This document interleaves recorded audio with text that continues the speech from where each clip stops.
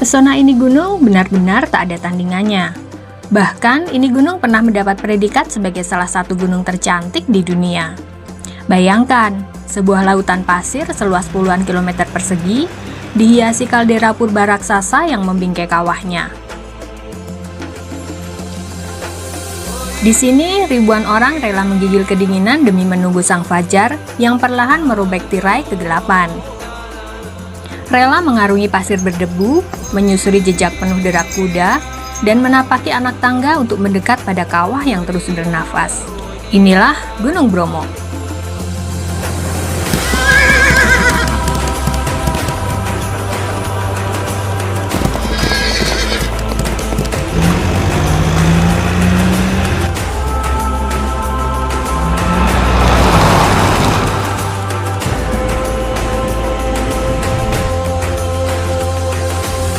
Hai semua, semoga kalian dalam keadaan baik dan sehat selalu ya. Setelah turun dari pendakian Gunung Ijen Banyuwangi, kami pun melanjutkan ke Kota Malang untuk mencari penginapan.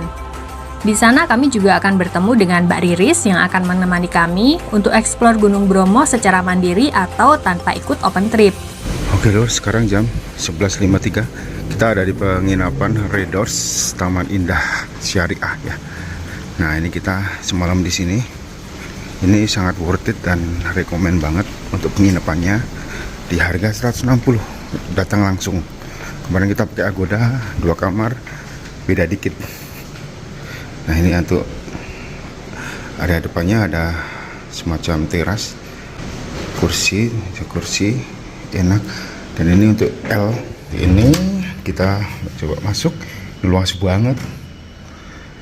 Nah, itu ada lemari dan di sini ada televisi, 2 meja. Ini kita udah dipakai ya, jadi berantakan ya, karena ini kita udah mau check out. Nah, ini seperti ini penampakannya, cukup luas dan bagus, bersih, wangi. Dan di sini ada kamar mandinya juga luas banget. Maksudnya ya nggak sempit-sempit banget lah. Nah, pakai water heater. Itu showernya kenceng banget dan panas. Showernya kalau dinyalain udah kayak ular kobra itu karena saking kencengnya. Ngobos. Sekitar pukul 8 malam kami mulai berangkat dari Kota Malang menuju Bromo via jalur Pasuruan. Jalur ini kami pilih karena kondisi jalan yang relatif mulus, lebih lebar dan lebih aman dilalui mobil pribadi ketimbang jalur lain seperti Tumpang atau Probolinggo. Meski jaraknya sedikit lebih jauh, tapi jalur ini relatif lebih nyaman, minim tanjakan ekstrim dan fasilitas di sepanjang jalan juga cukup memadai.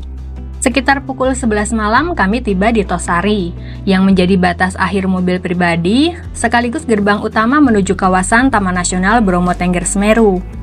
Karena waktu menuju momen sunrise masih lama, kami pun memutuskan untuk mencari penginapan sederhana di sekitar Tosari. Tujuannya jelas, menutup mata sebentar, mengisi tenaga sebelum petualangan utama dimulai.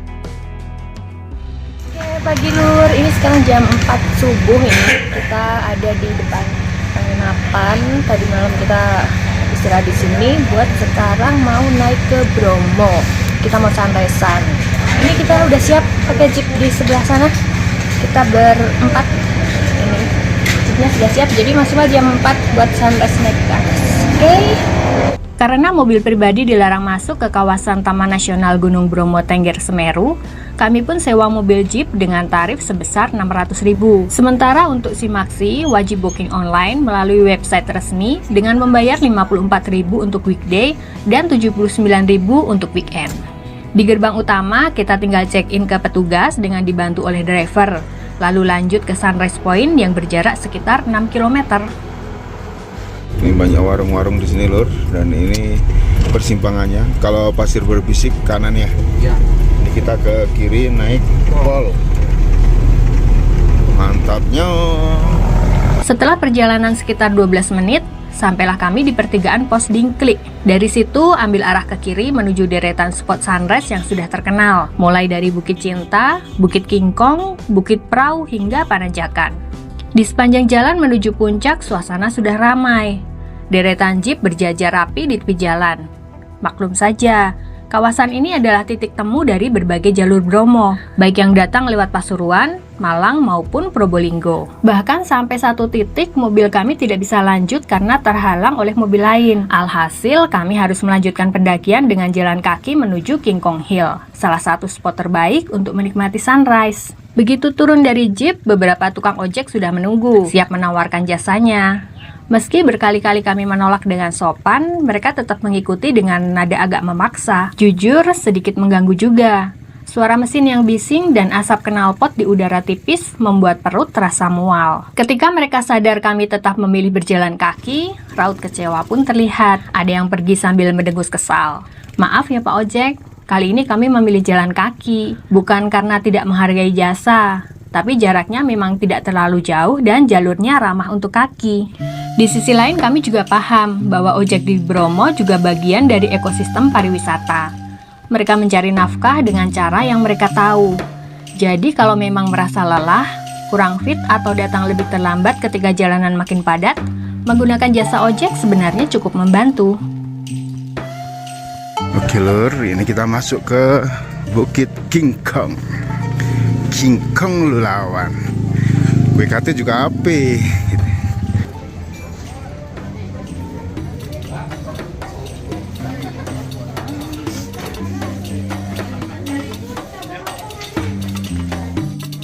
Itu. Iya kan jam 5. 5 kurang aja.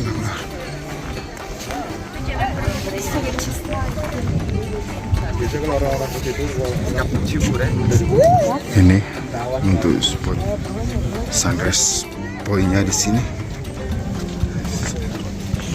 Setibanya di King Kong Hill, ratusan pendaki dan wisatawan sudah memadati setiap sudut. Hiruk pikuk kamera, suara tawa, hingga obrolan beragam bahasa membuat bukit kecil ini terasa seperti pasar dunia. Kami pun memilih naik sedikit lebih tinggi, mencari ruang yang lebih lega. Dari atas, kami mendapati ternyata banyak turis asing juga ikut berburu sunrise, sama antusiasnya dengan kami. Dan tibalah momen yang ditunggu. Perlahan, langit timur mulai memerah. Semua mata tertuju ke satu arah, berharap bisa menyaksikan fajar legendaris Bromo. Namun kali ini, semesta punya cerita lain. Awan tebal dan kabut pekat menggantung rapat.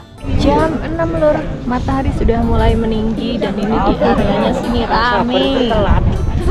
Rame dari tadi, pagi-pagi udah rame banget. Pindah. Sebulan lah. Ini wes kalau nari. Iya. Wes tuanya boleh kan. Udah. Kabut ya, kabut semi tipis tadi pagi. Buru aja. Sunrise-nya agak kurang karena kabut tebal. Iya. Karena dari tadi nungguin kabut dia tidak pergi-pergi, akhirnya kita yang pergi. Ini treknya lumayan curam ya, lumayan terjal tapi tanahnya tuh padat. Tanahnya padat dan enak sekali nih buat gini. Ini jam berapa dia, Pak? Ini jam setengah 7. Setengah 7 dan view-nya luar biasa sekali. Luar biasa. Kabut. Pokoknya Bromo harus Juli sama Agustus. Turun dari bukit, ini kita jalannya jalan paving block. Tadi di sini rame pol. Sunrise-nya ada di sana. Masih full kabut. Dan tadi kita jalan dari berhentinya jeep itu 15 menitan sampai sini. Karena ternyata antrian parkirannya tuh udah sampai bawah, panjang banget. Jadinya jalannya jauh. Di sepanjang kiri kanannya ini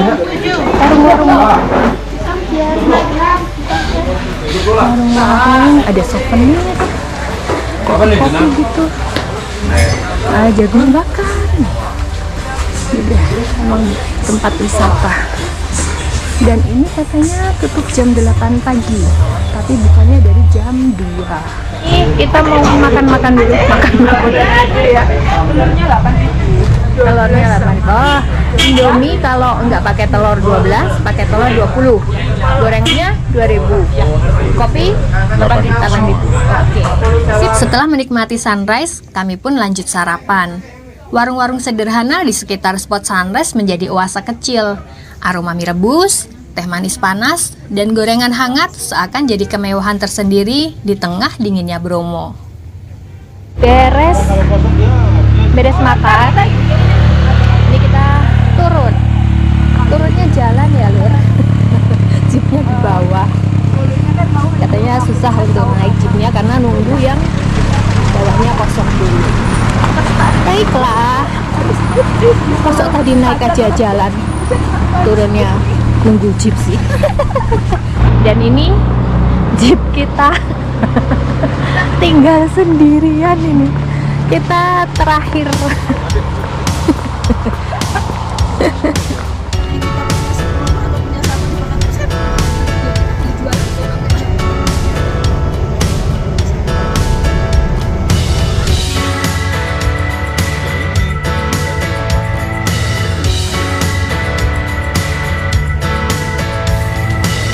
Oh, ini ketinggiannya 2476 di sini Lur, di pertigaan 2476. Barangkali ada yang mau trekking ke bawah. Oh, itu lautan awannya sebelah sana. Bagus. Sana lo cerah di Bali. Kita mulai turun sini. Perjalanan dari spot sunrise menuju lautan pasir dimulai dengan menuruni jalur berliku. Begitu sampai bawah, suasana berubah drastis. Aspal mulus berganti dengan hamparan pasir yang luas tak berujung. Inilah Segara Wedi atau lautan pasir yang menjadi ciri khas Gunung Bromo. Pemandangan seakan membawa kita masuk ke dunia lain. Gurun Sahara Mini yang dikelilingi dinding kaldera raksasa. Disinilah alasan utama kenapa mobil pribadi non 4x4 dilarang turun. Pasirnya dalam dan gembur. Seringkali membuat roda kendaraan biasa kehilangan traksi. Belum lagi kontur jalannya bergelombang, licin saat berembun, dan rawan membuat mobil tersangkut. Beda dengan Jeep 4x4 dengan ban besar dan mesin bertenaga. Memang dirancang untuk medan seperti ini, sehingga jauh lebih aman. Oke Lur, ini kita sampai di area parkir kawah. Tadi 18 menit dari pertigaan, ini ketinggian 2182 mdpl. 5,28 kilo jam 8. Nanti kita ke sana, jalan ke sana. Tuh. Summit kita summit. Kita.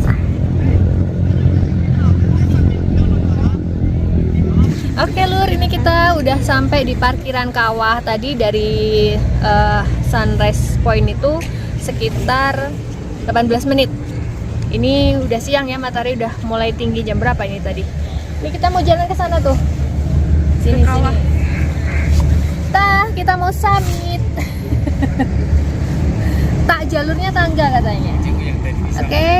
Oke Lur, kita mulai jam 8:11, 22 menit. Kita mulai jalan. Ini areanya luas banget nih adik kuda. Lucu.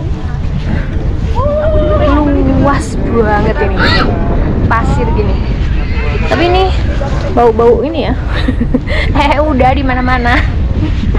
Ini untung agak ketutup awan ya, jadi nggak terlalu yang panas mencerang. Itu kayak ini mirip banget kayak mau summit ke Gunung Agung. Bentukannya kayak gitu tuh, ke puncak sejatinya. Pasirnya nih pasir halus banget ini dan kering. Kalau yang agak tebal jadi berat jalannya. Ini gak ada pohon gede di sepanjang sini ya. Jadi ini kalau pas mataharinya gak ketutup awan ya terik banget. Ini panas yang menggosongkan. Panas tapi berangin dan dingin. Nah, di sini ada toilet ya Lur. Disediakan toilet. Ada berapa pintu itu? Berbayar biasanya. Dan ada juga jual minum.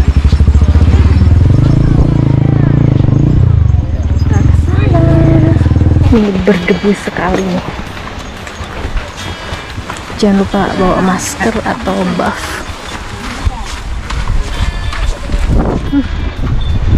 karena berangin juga, jadi debunya tambah parah. Ramai banget. Oh, jalur kuda di bawah tuh. Kalau jalur manusia yang di pinggir-pinggir atas. Bau kotoran kudanya tuh menyengat banget. Udah ngos-ngosan, tarik napas dalam-dalam, bau kotoran kuda. Ada sih itu yang pada pakai kantong gitu, tapi nggak tahu ya, tetap aja berceceran.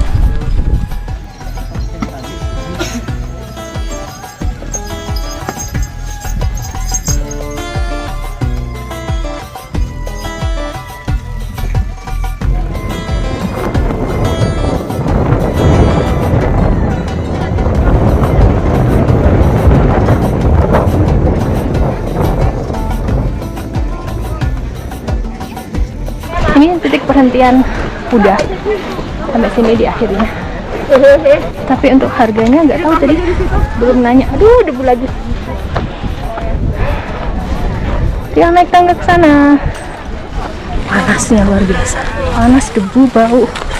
Kita mulai naik jalur tangga ke atas tuh. Kita berapa anak tangga nih? Kita mau coba hitung dalam hati. Nanti kita cross check ya.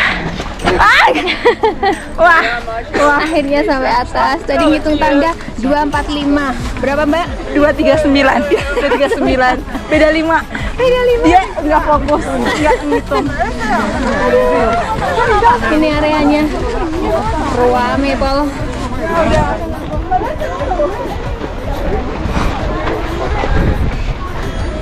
Pinggirnya dikasih pembatas ya.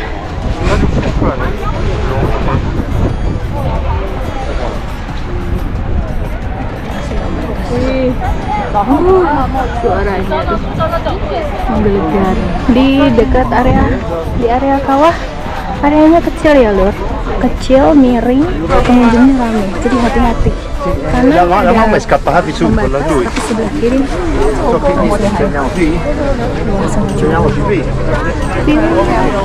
benar, dari sini jauh ya.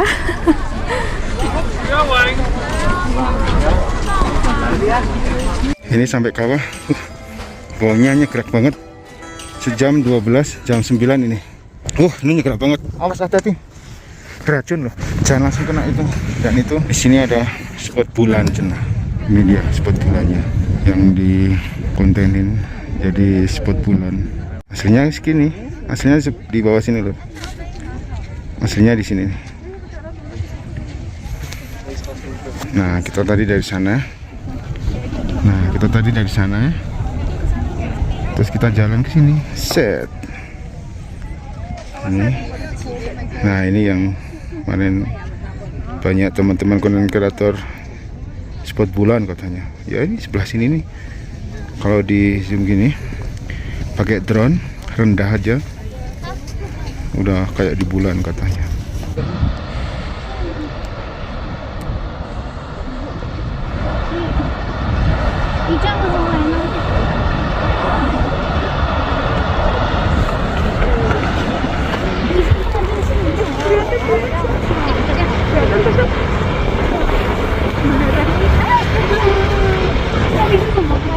Dan ini kita mau turun, tapi nggak lewat jalur yang tangga.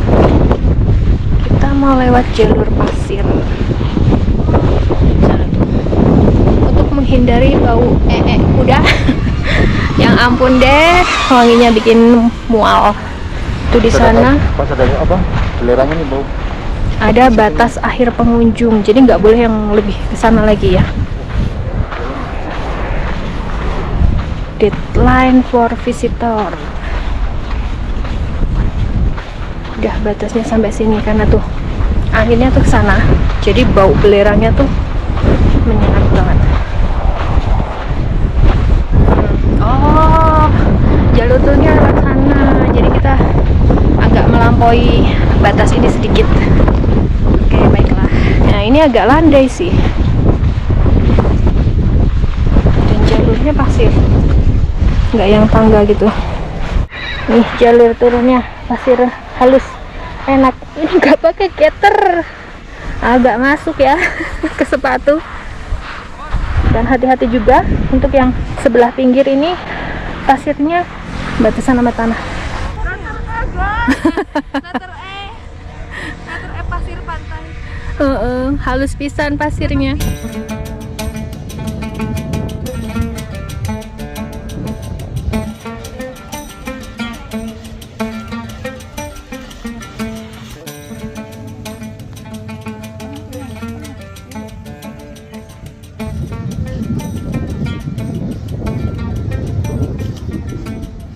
Jalur jalurnya pasir kering, tapi pasirnya halus ya. Lebih enak sih lewat sini walaupun agak jauh ya, tapi terhindar dari bau kotoran kuda dan debu dari kuda yang hilir mudik. Karena yang bikin sesek tuh tadi debunya, ya ampun, langsung sakit tenggorokannya. Cek luas kaku. Bagus banget. Larinya kaku. Motornya kaku.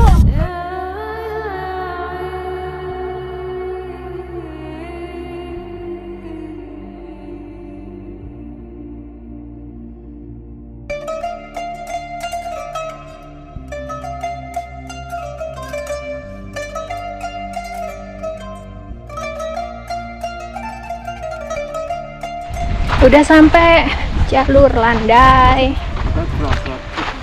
Nah, tuh kalau yang lewat jalur pada umumnya dan ini jalur yang tidak umum.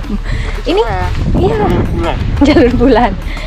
Tapi di sini tuh jadi minim bau-bau yang tidak menyenangkan. Dan plus bebas debu juga. Dan ini nih banyak ini apa, tapak sepeda motor, tapak ban motor. Ini kalau sewa trail lebih seru nih, jadi eksplornya tuh lebih bisa kemana-mana gitu. Kalau jeep kan, jeepnya nongkrong di parkiran, kitanya yang suruh jalan. Kalau pakai motor kayaknya perlu nih next pakai motor nih kesini nih, lebih seru ya. Maaf ini ada air di tengah gurun pasir. Gurun Sahara. Tapi kok rasanya kok aku tuh lemah tok. Jangan mandi, Pak.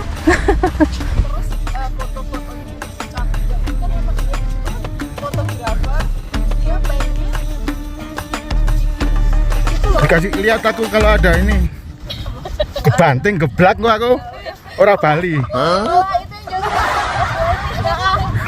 Akhirnya sampai lagi nih di parkiran di Jeep, dan kita mau lanjut lagi ke spot berikutnya.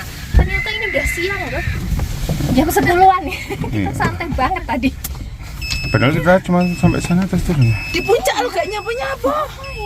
Dari Kawah Bromo, perjalanan kami lanjutkan kembali melewati lautan pasir yang tampak tak ada habisnya.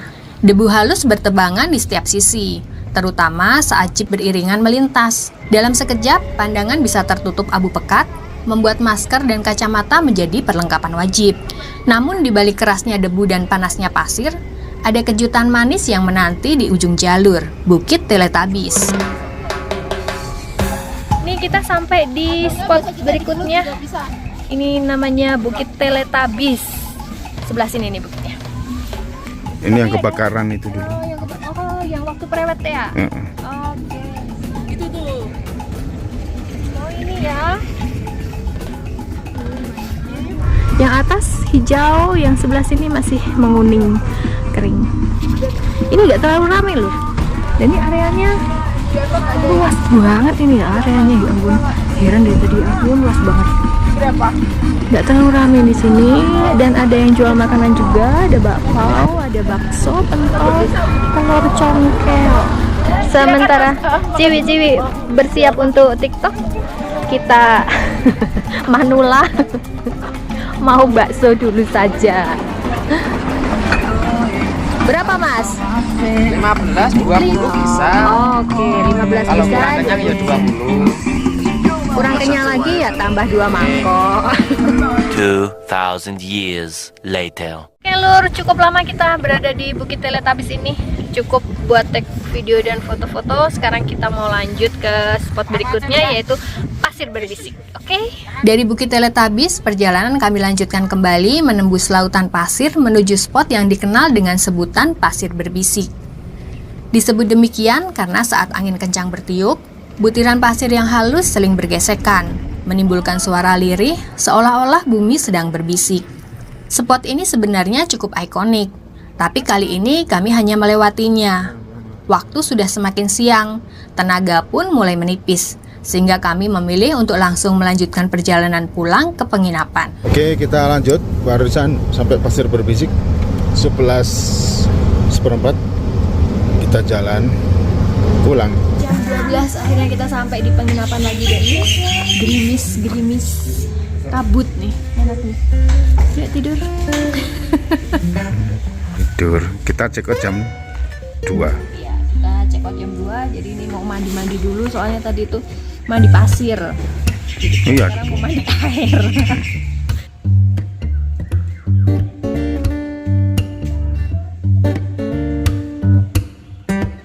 Ini dari garasi lantai 2. Untuk terasnya balkon seperti ini. View ini pas kabut. Kalau cerah itu penanjakan di atas sana kelihatan. Ini sedang kabut. Dan untuk kamarnya itu atau ruangannya ya. Nomor 2.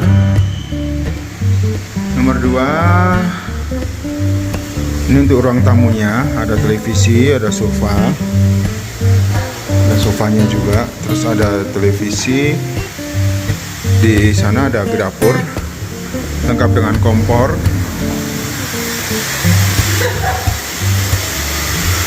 Dan ini kamar mandinya, ada water heater.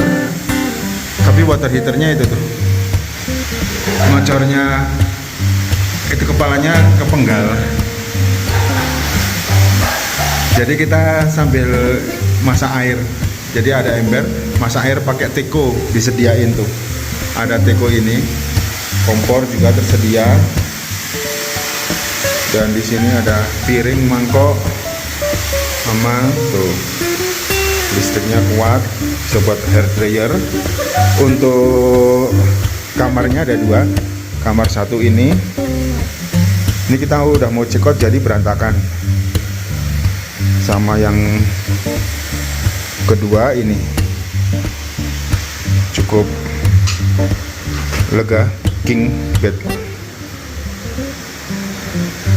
Dan lumayan anget sih karena nggak terlalu banyak ventilasi.